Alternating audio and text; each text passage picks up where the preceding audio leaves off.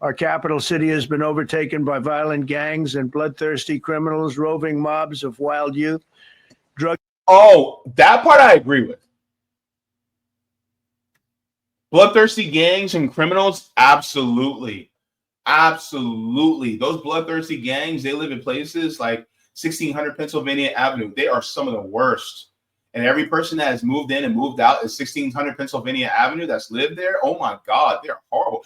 That place is a crack house. Look, y'all, I'm gonna be real with you right now. I'm sick and tired of Donald Trump and his comb over ass. Because here's the problem, right? He is essentially trying to take over DC Metro Police because he's like, the violence is too bad out here in DC.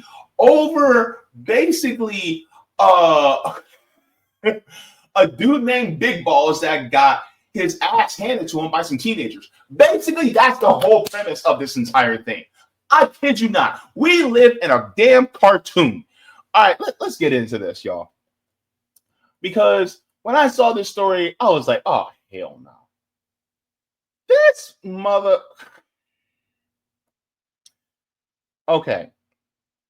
All right, so I want to share this.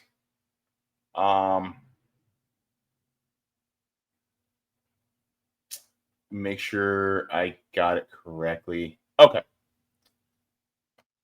Oh gosh.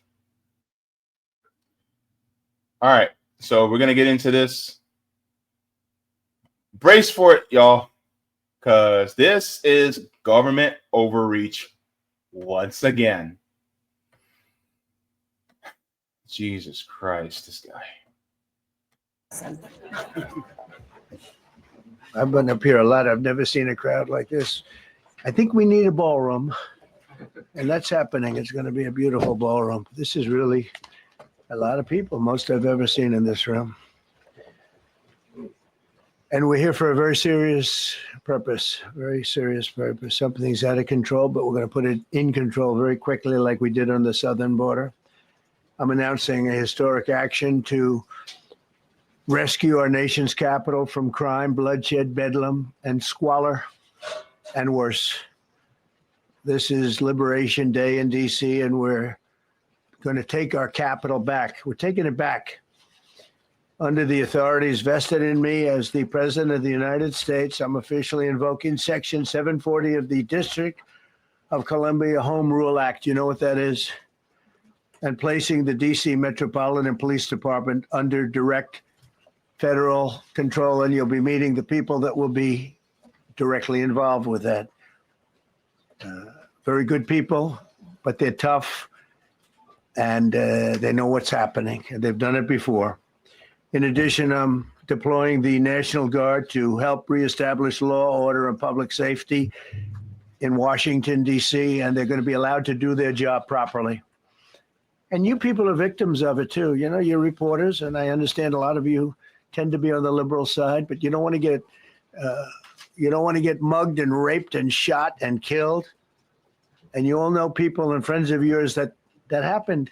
And so you can be anything you want, but you want to have safety in the streets. You want to be able to leave your apartment or your house where you live and feel safe and go into a store to buy a newspaper or buy something. Okay, so let's look at Section 740. I want people to have a full understanding of what this is and why this is so important. So let's take a look here at Section 740.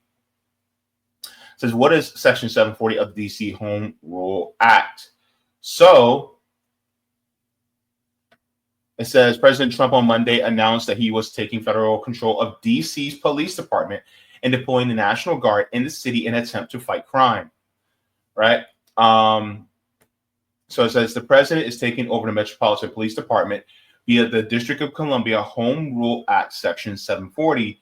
Congress passed the act in the 1970s to give DC control over its local affairs. Here's what you need to know about the history and background of Section 740. The Home Rule Act says the DC City Council states on its website that the Home Rule Act is the result of ongoing push by district residents for control of their own local affairs. In 1790, Congress created the federal district to be the nation's capital.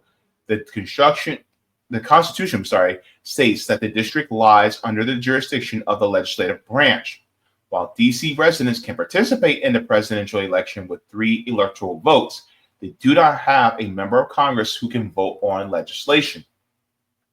In the wake of the passage of the Home Rule Act in 1973, D.C. was allowed a council and a mayor, but Congress still reviews all legislation passed by the council before it can become law and retains authority over the district's budget, even under the D.C. government established by the Act. Section 740 is a portion of the Home Rule Act that states if a president determines that special conditions of an emergency nature exist, D.C.'s mayor has lent them such services of the Metropolitan Police Force as the president may deem necessary and appropriate. A president cannot take over those powers for more than 48 hours unless amid that period they give an explanation of their reasons to Congress.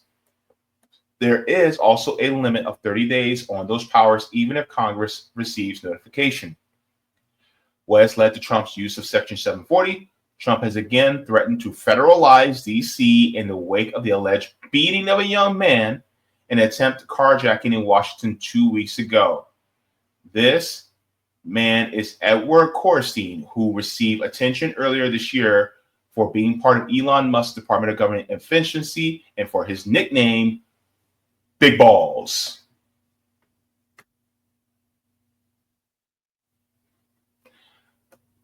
We live in a fucking cartoon, y'all. Big Balls got his ass handed to him, and now Donald Trump wants to take over the DC police, all because of Big Balls.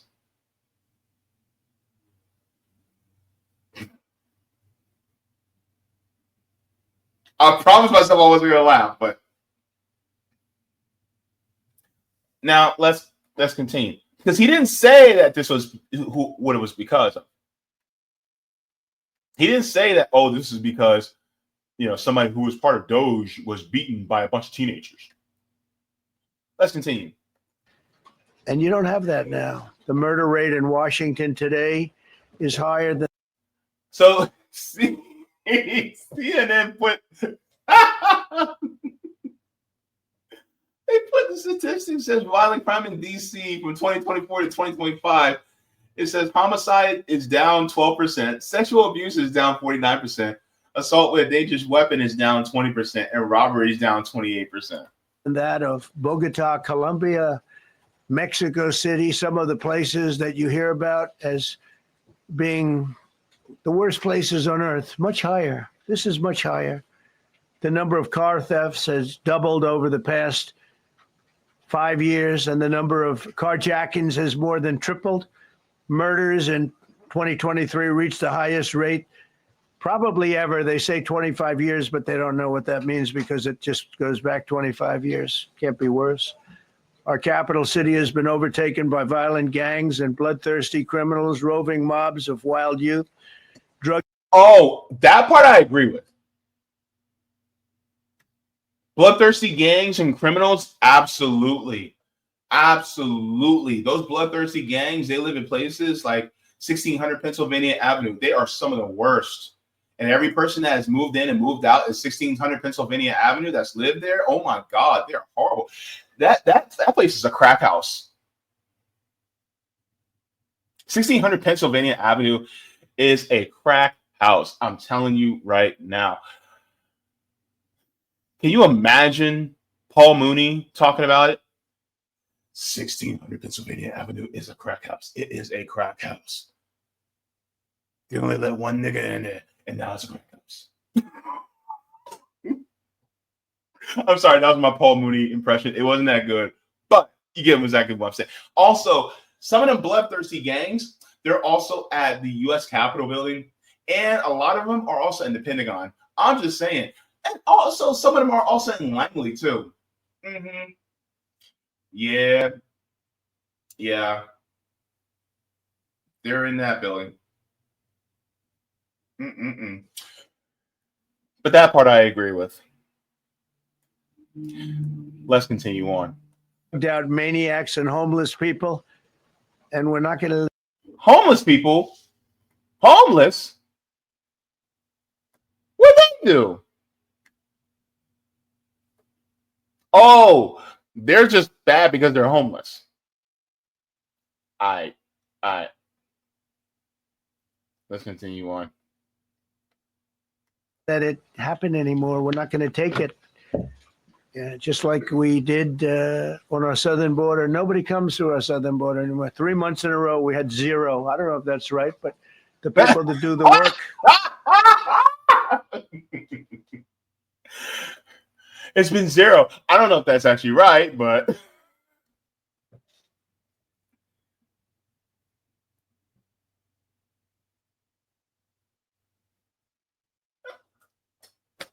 oh my Lord.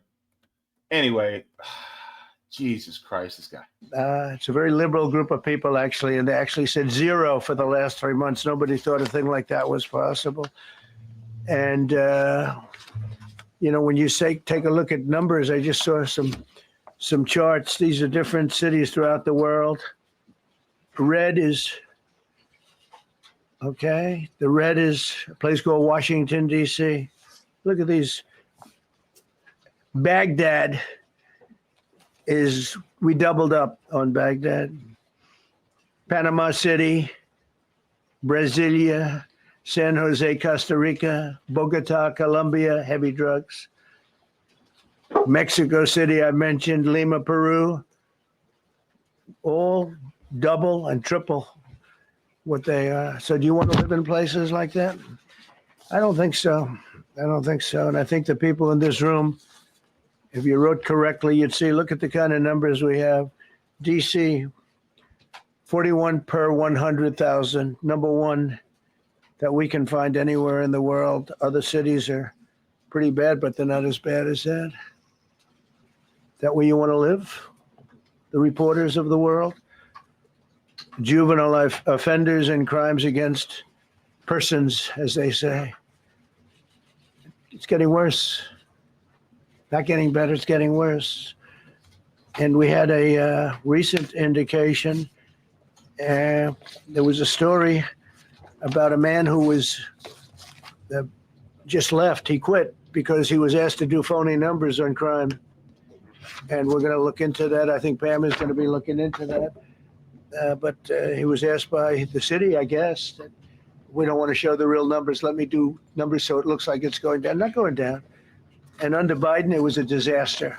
And nobody did anything about it. We're going to do things about it like you wouldn't believe.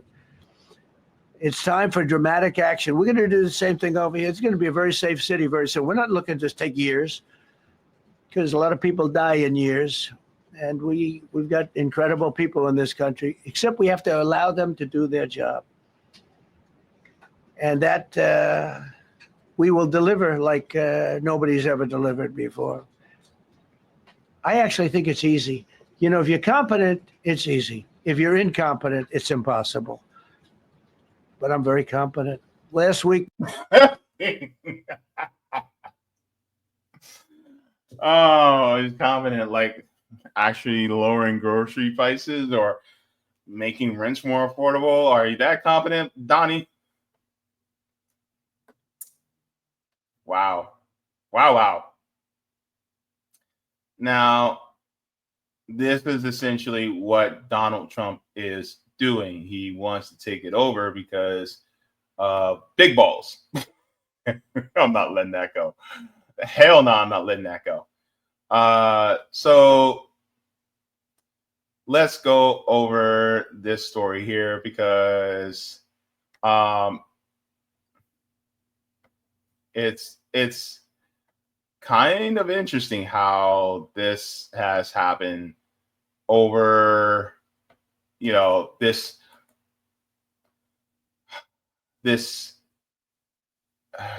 young man that was a Doge staffer. So, let's take a look at this. So he was savagely beaten. This ex-Doge staffer named Big Balls. Ex-Doge, right, left bloodied after savage DC carjacking attempt by 10 juveniles. Okay. So it says a 19-year-old former Department of Government Efficiency staffer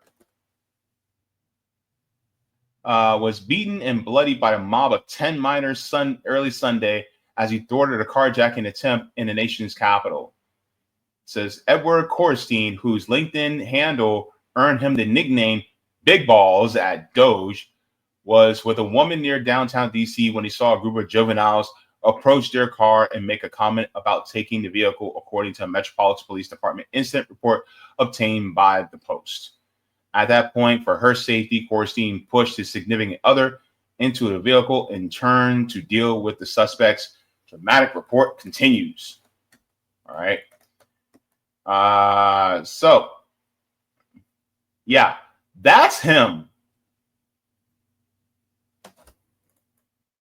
That's Big Balls, everybody. That's him. Look. I'm sorry.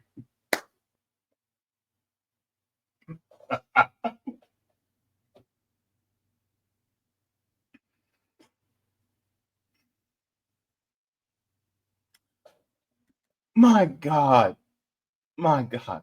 First of all, fix your collar. Second of all, iron your jacket, press your jacket. Third of all, tuck your shirt in. What in the hell?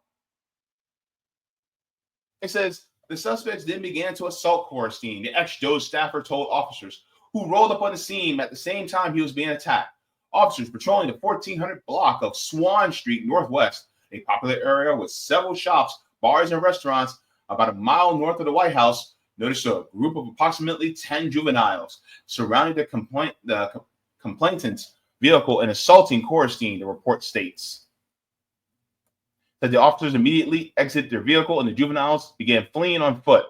The DC police were only able to nab 2 young suspects who were later positively identified by Korstein as being among his attackers. And so here is Big Balls after he got beat by a bunch of kids.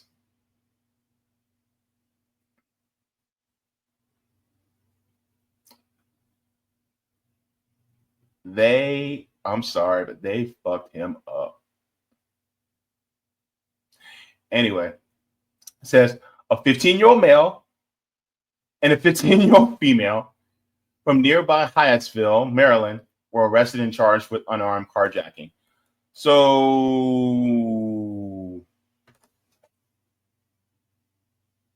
he got his ass beat by 15-year-olds.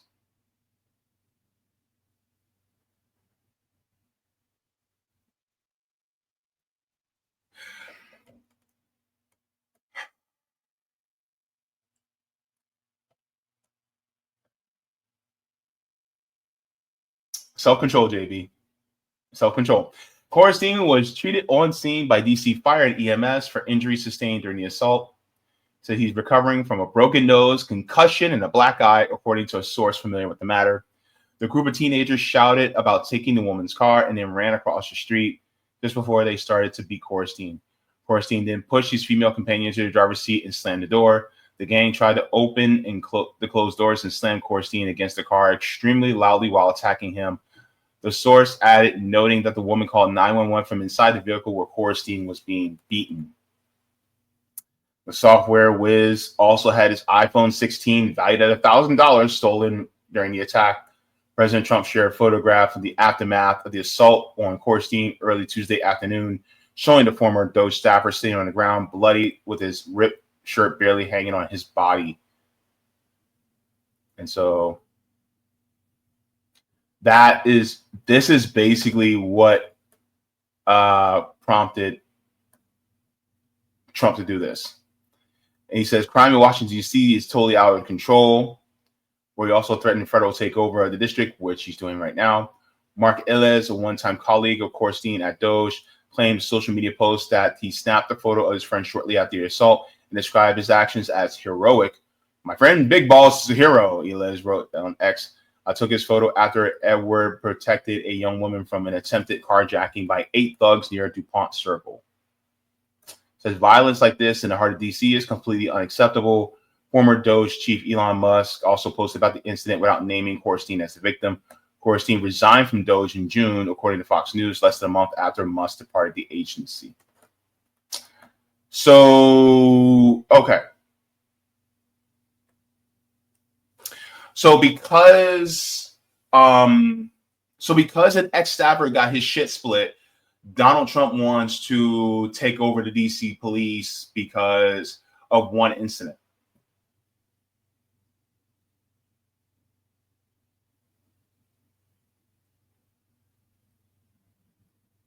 Could this be setting a slippery slope? Could this? Because that's what it feels like. It feels like a slippery slope that we're getting into now. Because it could be DC today, but could legislation be passed to do that to other cities? Because now he wants to, push the National Guard into DC as well. And people are like, "What? These young people are out of control." Well, you know what? Maybe if these young people actually had some outlets, maybe wouldn't have as many of these issues, right?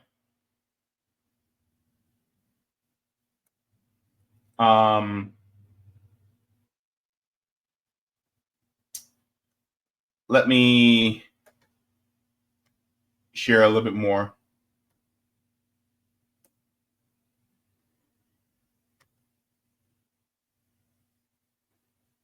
So, the fact that they want to do this is wild to me.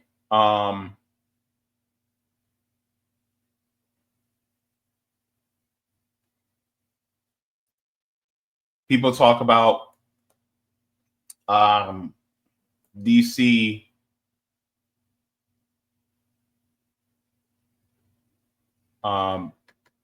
one thing I want to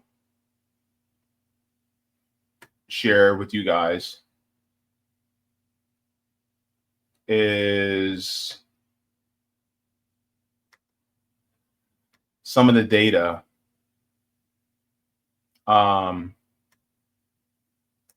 also is part of this, part and parcel, because DC is really under the jurisdiction of a mayor. Let's share this article here. It says Trump vows to evict homeless from Washington. Official says National Guard may be deployed. For the homeless too. It wasn't the homeless that beat Big Balls. They didn't do anything to him, but yet they're now being swept in with us. So it says President Trump pledged on Sunday to evict homeless people from the nation's capital and jail criminals, despite Washington's mayor arguing there's no current spike in crime.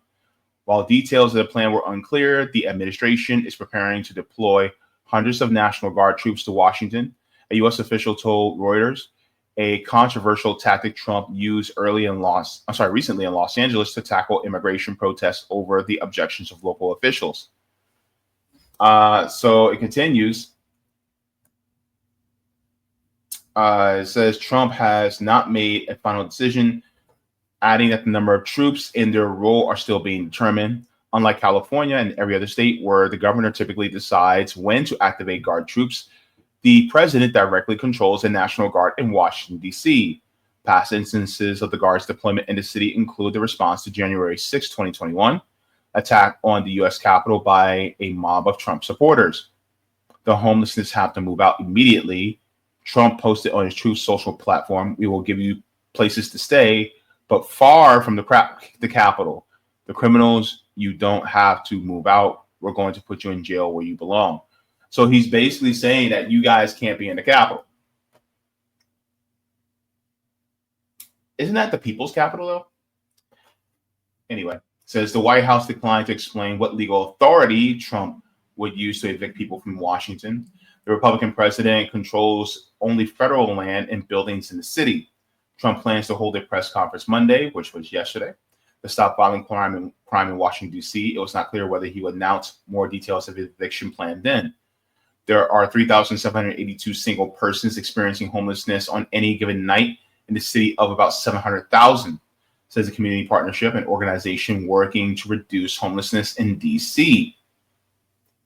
Most of the individuals are in emergency shelters or transitional housing rather than on the street. While a White House official on Friday, more federal law enforcement officers were being deployed in the city following a violent attack of a young administration staffer that angered the president. Talking about big balls.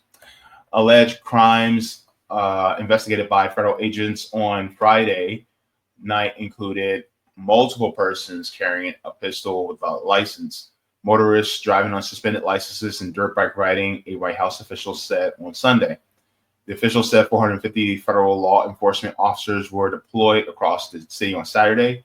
The city's police department says violent crime was down 26% in D.C. in the first 7 months of 2025 compared to with last year, while overall crime was down about 7%. Democratic Mayor of Washington, Muriel Bowser, said on Sunday that the Capitol was not experiencing a crime spike. It is true that we have a terrible spike in crime in 2023, but this is not 2023. We have spent over the last 2 years driving down violent crime in the city, driving it down to a 30-year low. What about white-collar crime in the city? Because I think that we should focus on that, because white-collar crime, especially people who are lobbyists, I mean, you know, the bribes that come from that, I think that they should be arrested for that. But they would never do that, because that means that the police would have to be concentrated in, you know, the U.S. Capitol, on Capitol Hill and the White House. Anyways, it is true that, it says Bowser said that Trump was very aware of the city's work with federal law enforcement after meeting him several weeks ago in the Oval Office. The U.S. Congress has control of D.C.'s budget, and the district was established in 1790 with land from neighboring Virginia and Maryland, but resident voters elect a mayor and city council. For Trump to take over his city, it is likely that Congress would have to pass a law revoking the law that established local elected leadership.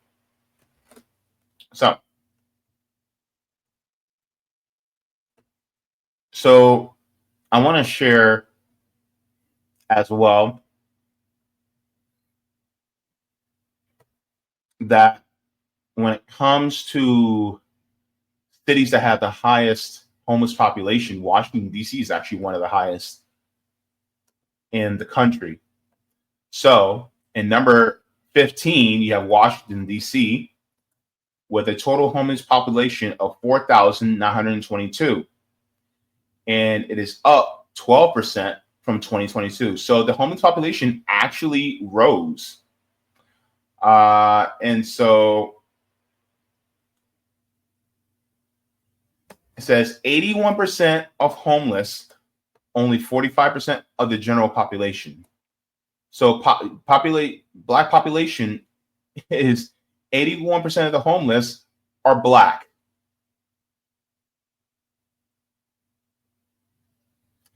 Did you hear that? 81% of the homeless people in Washington, D.C. are Black.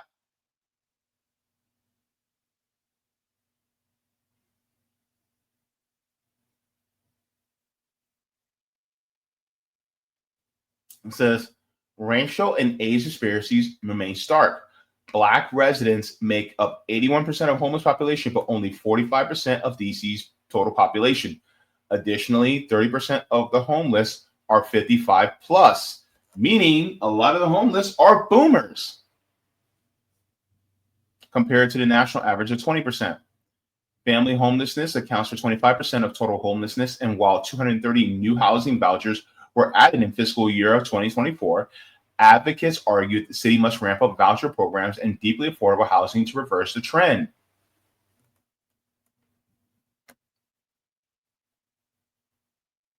So homelessness is on the rise in Washington, D.C. and he wants to kick these people out.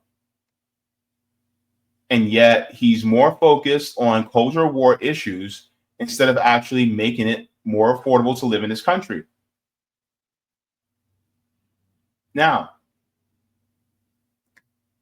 there's something else that I want to share with you guys as well, is the US Census. Because this tells you a lot. A lot of people don't take a look at the census like this, but I think it's important that we do this. This is from the Census Bureau. This is District of Columbia, right?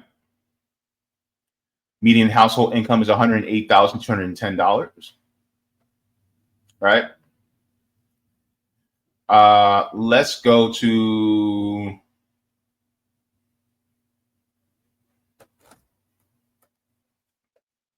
I think it's living in family arrangements. I think it is. Hang on, let me see.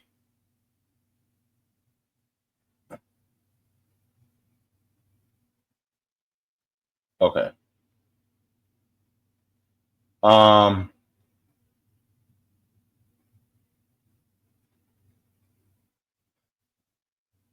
So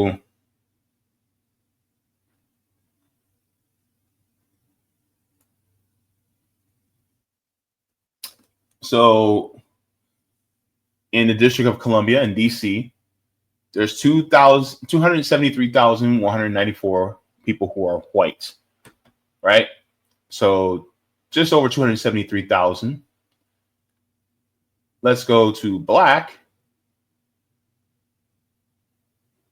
285,000.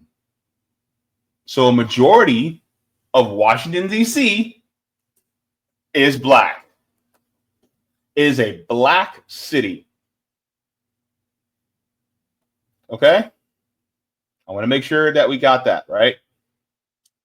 Let's go to housing. I want you guys to see this too. There is 37,916 vacant housing units in the District of Columbia. Almost 38,000 housing units. Almost 38,000 housing units in the District of Columbia. And the total homeless is only less than 5,000. You mean to tell me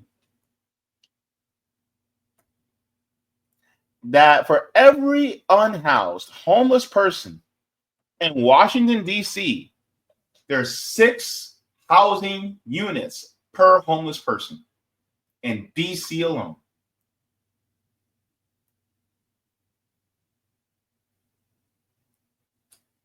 And they're like, well, we just got to move them out.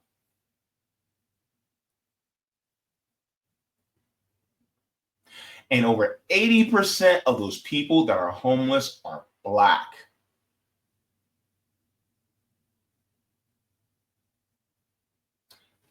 Donald Trump does not care about black people. And even more so, he will never fight for black people. And please do not come into my comments saying, well, Biden didn't care about black people. Of course he didn't. This means that Donald Trump and Biden are cut from the same cloth. 2 cheeks on the same ass. 2 wings on the same bird. They are both the same. So when people go, oh, well, you talk about one, but you don't talk about the other. No. Both are trash.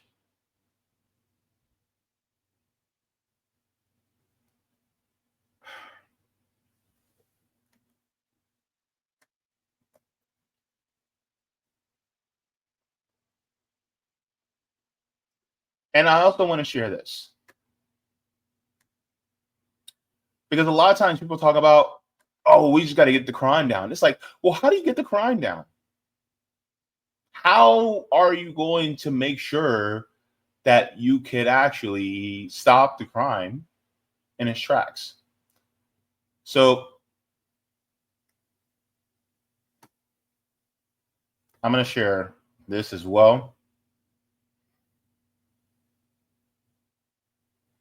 I think this is it.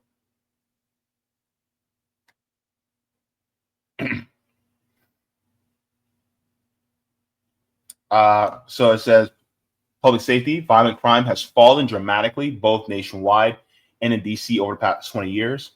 DC's homicide rate has plunged, taking the city far from its days in the nation's murder capital.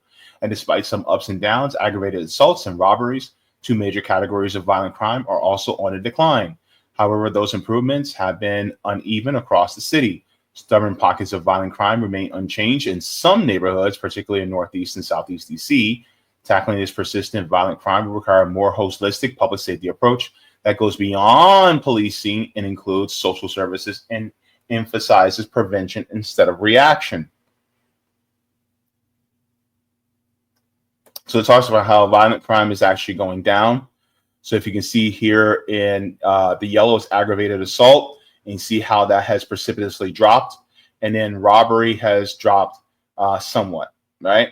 And then the homicide, which is in the magenta, it has dropped dramatically, right? So this is actually sourced out. Sources says FBI Unified Crime Reporting Statistics, FBI Crime in the United States 2013 report, Metropolitan Police Department homicide count, and Urban Institute. So then we go to here. It says aggravated assaults decline citywide but remain high in some DC neighborhoods. So, of course, you have some overall, but then there's pockets, right? And then you go here, it says robberies that follow the trend of other violent crimes. And then it says homicides in DC hit record lows but have not declined further. So then you have this as well. It says which neighborhood had the biggest changes in violent crime. So it talks about the increase versus the decrease. And basically all the blues are decreases, and the ones are increases are in like the beige and yellow. And so it talks about Southwest Navy Yard, says robbery. So robbery has went down precipitously, had a slight uptick, and then went down. Aggravated assault basically kind of followed the same trend. Homicide actually was lower, and then it had one spike between 2012 and 2014, but then dropped right back down again. And then you have in Eastland Gardens, Kenilworth, you have violent crime, robbery and aggravated assault have kind of had its ups and downs, and then homicide is similar. So it just depends on the pockets, right? But overall, crime has been down in DC. But a lot of times where people talk about the crime that's happening in places like Washington, D.C., one of the things that they fail to talk about is the link between crime as well as the links between crime and poverty. And I think that's also an important conversation to have. I want to make sure that I have that as well. Did have it. Let's see. Okay. I see it. So let's get into that as well.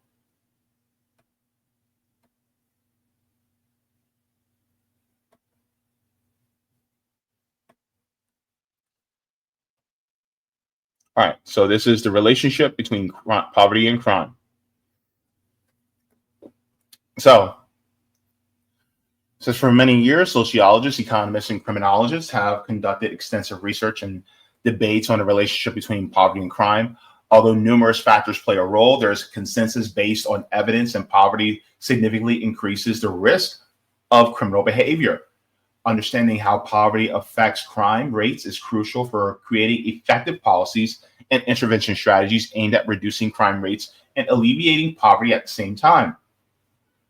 So it says very often, and under the relationship between crime and poverty, very often poverty creates conditions that increase predispositions towards crime.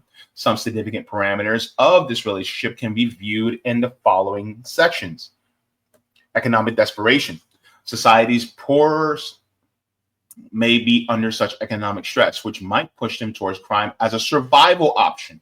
When basic needs such as food, shelter, and health are not available, individuals may commit theft, drug trafficking, and other crimes just to get by the day and feed their relatives.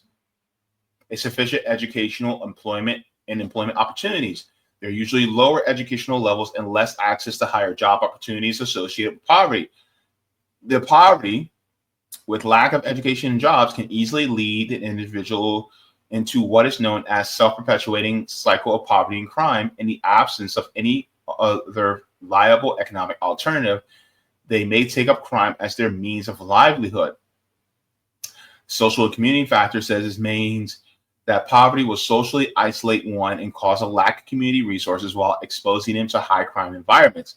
Areas with high poverty often experience more crimes as a social breakdown weakens community bonds and support systems. And you have the psychological and health impacts, as poverty can result in severe psychological and health problems such as heightened stress, mental health challenges, and substance abuse. These conditions tend to reduce judgment, lower impulse control, and increase chances of committing a crime. Extreme stress and trauma from poverty may lead one to commit a crime. Discrimination and inequality. Structural inequalities and discrimination based on race, gender, and socioeconomic status can further exacerbate the link between poverty and crime. These communities are often pushed into the periphery of society due to structural barriers that undermine their economic opportunities and access to education, fair employment, and justice. And then it talks about the strategies.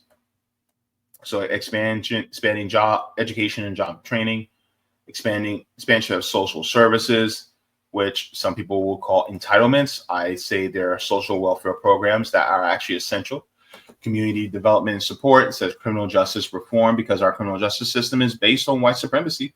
Addressing discrimination and inequality, which it is huge inequality in places like Washington, D.C., because you have all those millionaires and even some billionaires that live in Washington, D.C., but yet you go and look on the other side and it's a lot of poor folks, because that is how the United States is. It is the haves versus the have-nots. And the have-nots are doing what they can to survive, and the haves are like, oh my God, the crime is so high. And it's like, well, maybe, just maybe, if we actually had not just programs, but if we actually had these necessities that are guaranteed, like healthcare, housing, education, a thriving wage, things like that, then maybe, just maybe, you would be safer. But that's not the case, because you keep taking, and guess what? The poor people are going to take shit back. Why? Because, well, look what you're doing. And so there's a reason why a lot of this stuff exists. There's a reason why there is, higher crime in places like LA, New York, Chicago, and places like, Miami, West Palm. There's higher crime rates, places like Atlanta. But it's not just limited to race; it's also class day, right? Ask the poor white people in different areas, or how they feel about police. A lot of times they can't stand them either, because the inequality is so high that crime ends up happening, as people are trying to survive.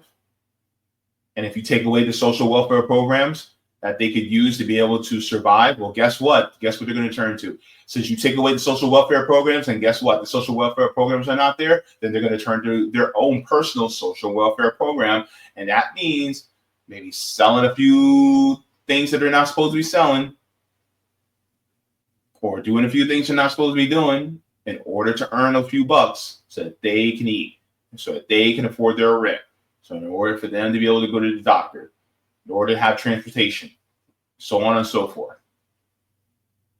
And so Donald Trump wants to take over the city of DC, the district, because Big Balls got his ass handed to him, but he's not actually addressing the root cause of what's really going on.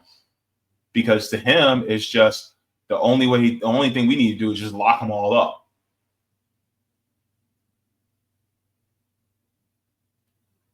Problem is that now you're gonna be setting the precedent where you're basically gonna be locking everybody up that's poor. But the corporations and the parasite class keep extracting wealth from all of us. So guess what? We're gonna end up in the same spot until everybody's in prison, or most people are in prison. And guess what? That means we're all owned again. We all become chattel again. And some people may think I'm jumping to conclusions, but this is exactly what it is.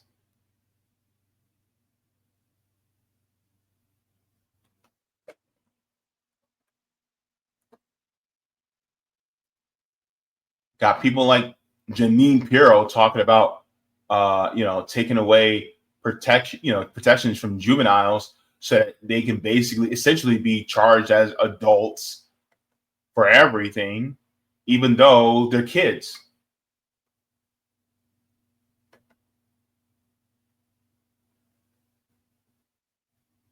This is one of the biggest issues that, is facing this nation.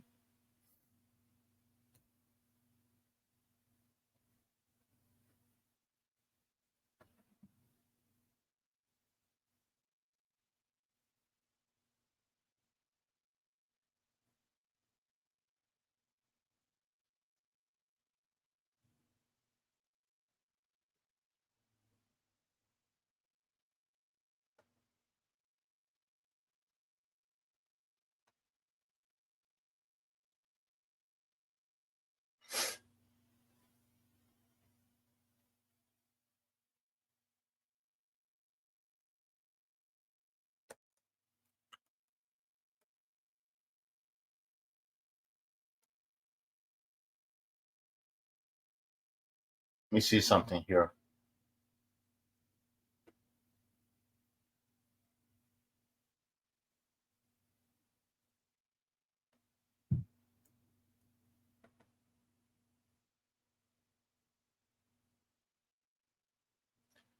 So as far as what happened,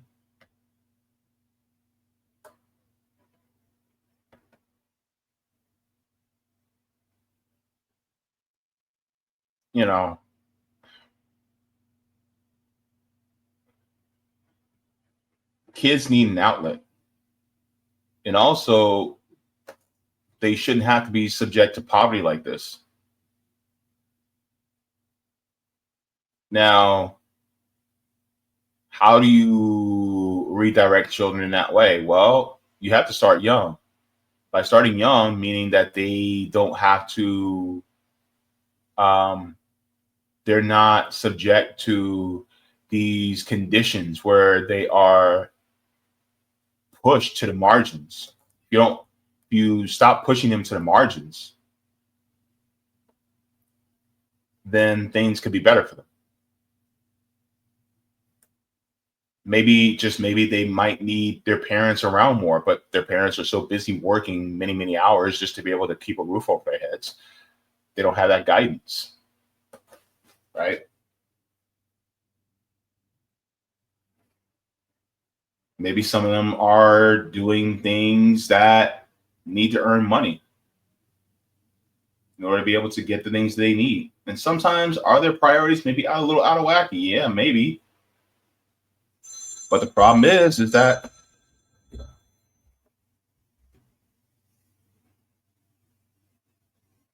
they're kids. They're not being attended to like they should because their parents are being exploited by the same parasites. What do you guys think about this? I see it as a dangerous precedent that's being set. And honestly, I feel like you'll have, maybe it may not be the president that takes over different cities, but it could be governors that try to do something like this. And I don't care what party the governor belongs to, Democrat or Republican, trying to take over a city, right? Like, what if DeSantis, tries to control, Tallahassee? What if Hochul starts to try to control Albany? You know what I mean? It should be programs that help alleviate the violence of poverty. But the problem is, if you do that, that means you have to take away from the parasites.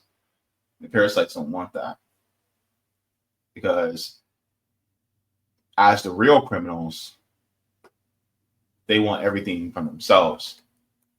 So while Big Balls got his ass handed to him one time by a bunch of teenagers, there are hundreds of thousands of people in Washington, D.C. that are economically getting their ass handed to them by the same people in our own government.